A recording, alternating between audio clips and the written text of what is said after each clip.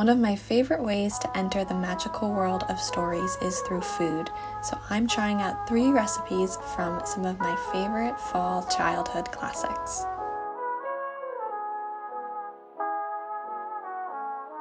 First, let's go apple picking.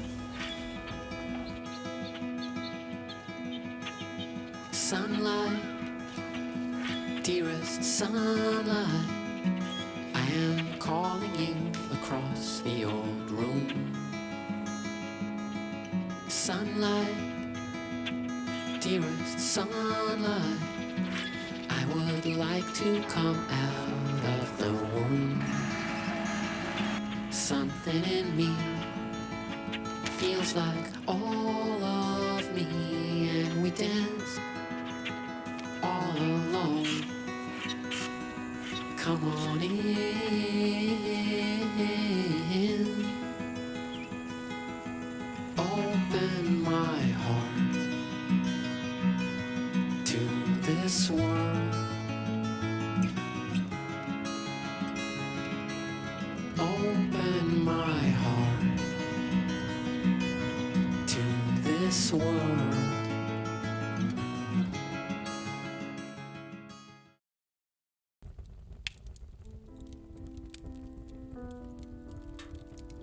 Cookies were sown broadcast over the field, and apple turnovers roosted in the trees like a new style of bird.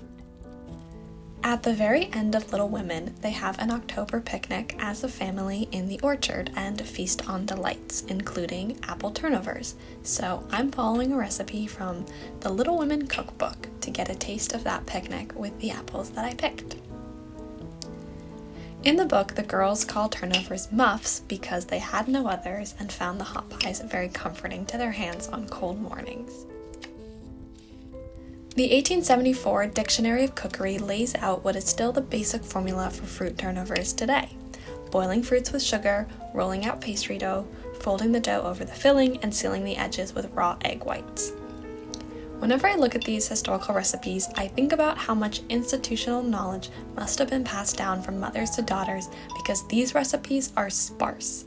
It kind of feels like a bake-off technical challenge. It's interesting to me because although the Marches are not wealthy and their lack of luxury is a recurring theme throughout the story, they do have a cook. Cooking was seen as a professional skill in a lot of ways in this period, but today food preparation is now built into homemaking and is the emotional work we expect from mothers particularly. But I wonder what kind of generational knowledge or skill was lost when we stopped treating food preparation in the home as economic labor. Something I thought was funny is that the Dictionary of Cookery also includes a variation on fruit pies for invalids, as it was believed the rich crusts were highly indigestible for delicate persons and suggests replacing tart crust with sponge cake. Honestly, I bet you they were onto something with that.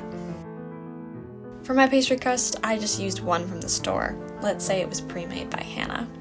Trying to calculate how to turn these into 6 equal rectangles made my head hurt, so I ended up just trimming a couple inches off the ends and making 4 little pies.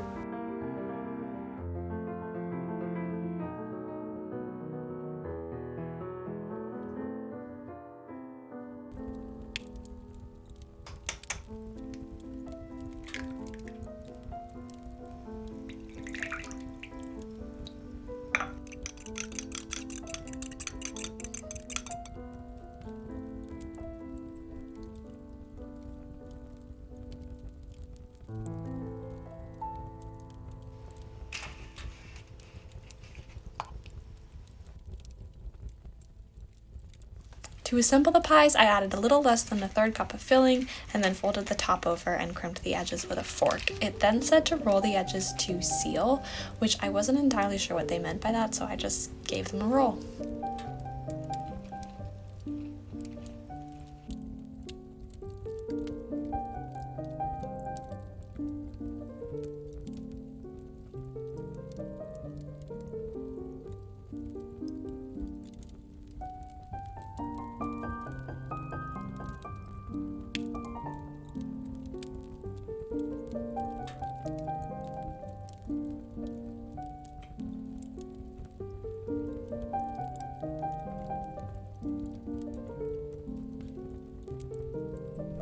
One of my favorite aspects of Little Women is how much of it feels intended to just savor life, especially the simple pleasures.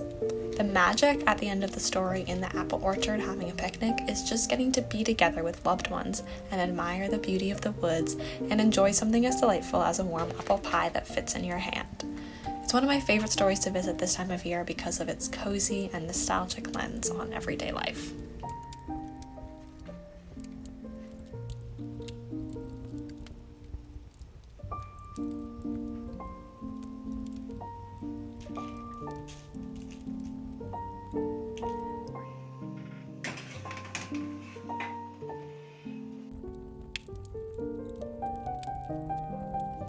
While the pies were baking, I did some scribbling in my journal as I think Jo March would.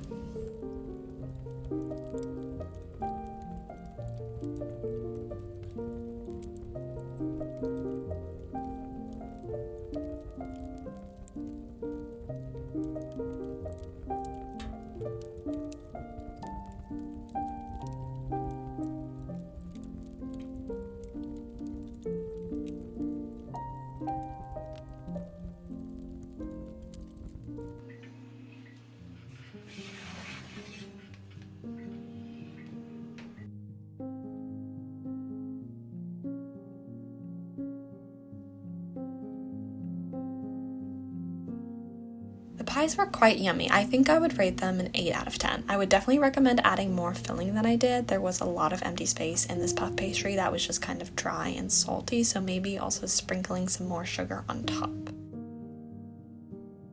But they were still such a seasonal delight that tasted of fall and apple orchards and cinnamon and sweetness, and were the perfect companion for enjoying Little Women.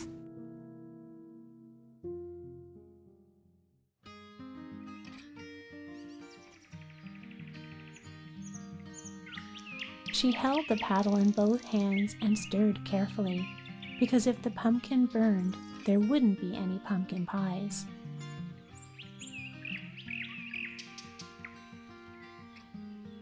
Pumpkin pies are served at Laura's grandparents' barn dance, which is one of the scenes from the Little House series that I think about the most. It just seems like the most magical evening spent dancing in the woods, making maple syrup candy, and falling asleep to the sound of boots tapping and paws fiddling. While so much of the series is a story of the Ingalls' isolation and struggle to survive, independent of community, the barn dance and Laura's early years are such a display of community and the joy that comes from sharing a meal with one another. I wonder if that's why this part of Laura's life is drawn as such a golden memory, because this was a time they got to spend with friends and family. I don't like to romanticize the subject matter of these books, both because I think Pa's decisions, even for the time, were rather extreme, and because of their encroachment on stolen indigenous land and racism towards Native Americans, but there are compelling aspects of their story and lifestyle that involve a level of sufficiency and skill that intrigue me, and for me the book is a warm childhood memory of having this read to me as a bedtime story. Instead of apple pie, pumpkin pie is maybe the true quintessential American dish, since pumpkins are native to North America and apples are not. Though early colonists used pumpkins in many ways, like soups or stewed to make ale, pumpkin pies like the ones we know today, a sweet custard in a crust, makes an early appearance in the 1796 American Cookery, and it wasn't until the early 1800s that pumpkin pie became a common feature at Thanksgiving dinners. Although it isn't clear exactly when and why this dessert became such a feature, it is a recurring theme in popular culture even in the 19th century. Lydia Marie Child, an American abolitionist, feminist, and opponent of American expansionism, wrote a Thanksgiving poem in the 1840s that references pumpkin pie. While living largely removed from society, American traditions still found their way into Laura's life, and she learns of heroes like Paul Revere through poetry. Thanksgiving in Laura's stories is treated as a minor holiday in passing, an opportunity for some harvest cooking that gives thanks to God for his blessings. In earlier colonial times, Thanksgiving was the major holiday and Christmas was a minor and at times illegal holiday the Puritans did not approve of. Interestingly enough, the poem Lydia Marie Child wrote, Over the River and Through the Woods, is better remembered as a Christmas song to Grandmother's House We Go, partly because it features snow, as New England was experiencing a little ice age in the early 19th century, and snowy Thanksgivings were much more common than they are now.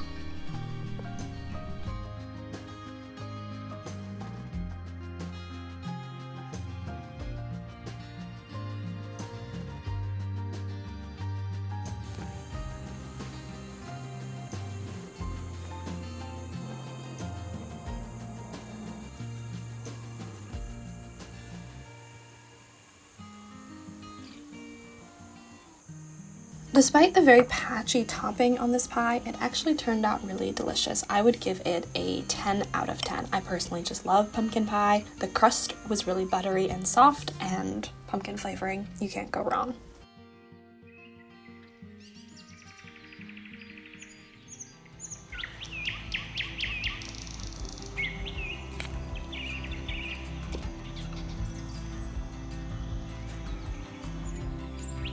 I decided to take my pumpkin pie to eat in the woods while I read Little House in the Big Woods, which was honestly the perfect setting. I don't know the last time you ate pie in the woods, but I would absolutely recommend it.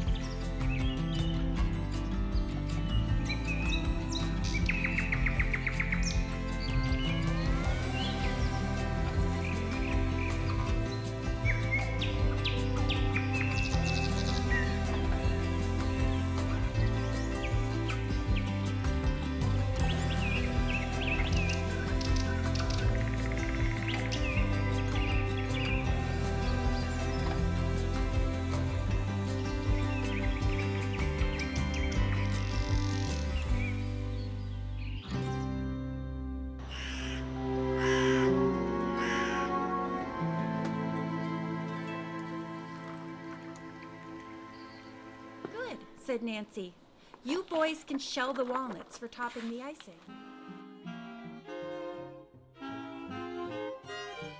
So the first step for the cake was to make the frosting, which was a mix of whipped cream, butter, salt, and semi-sweet chocolate chips.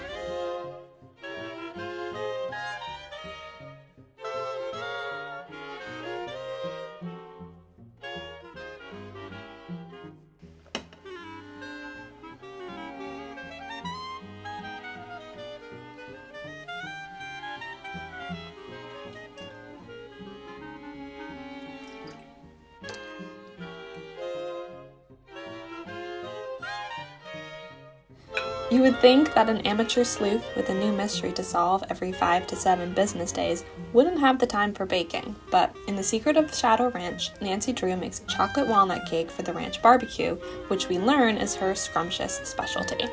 Her cake sounds like something straight out of a Betty Crocker cookbook, topped with creamy swirls of dark chocolate and candied walnuts. I followed a recipe inspired by this story, a 3-layer chocolate walnut cake with cinnamon butterscotch and spiced walnuts for that extra autumnal flavor.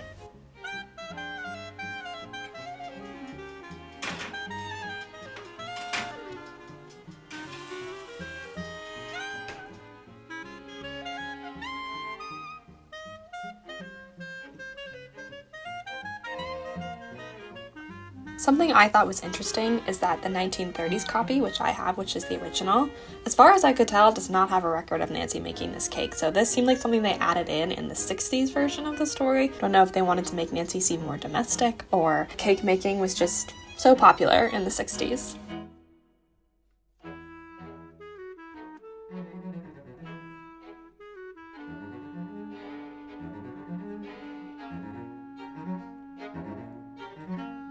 I loved Nancy Drew stories as a young girl. She had a rare, self-possessed, confident precociousness that you don't normally find in stories about teenage girls. She was always the smartest person in the room and was never intimidated or discouraged. She's honestly the kind of heroine I still look to as an adult.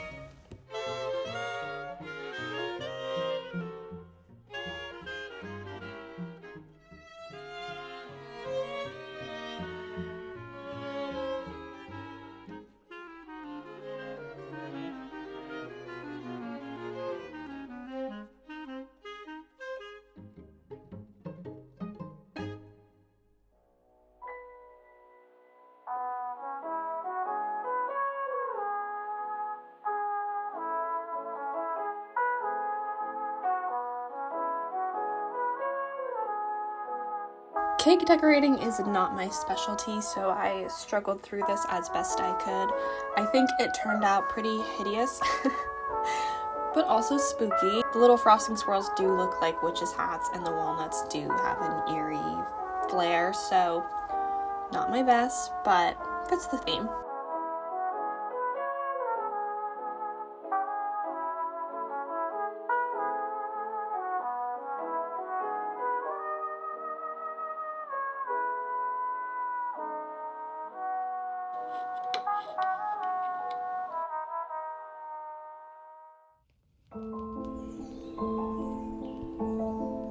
I thought a spooky cemetery would be the perfect setting for this slice of cake and Nancy Drew mystery reading.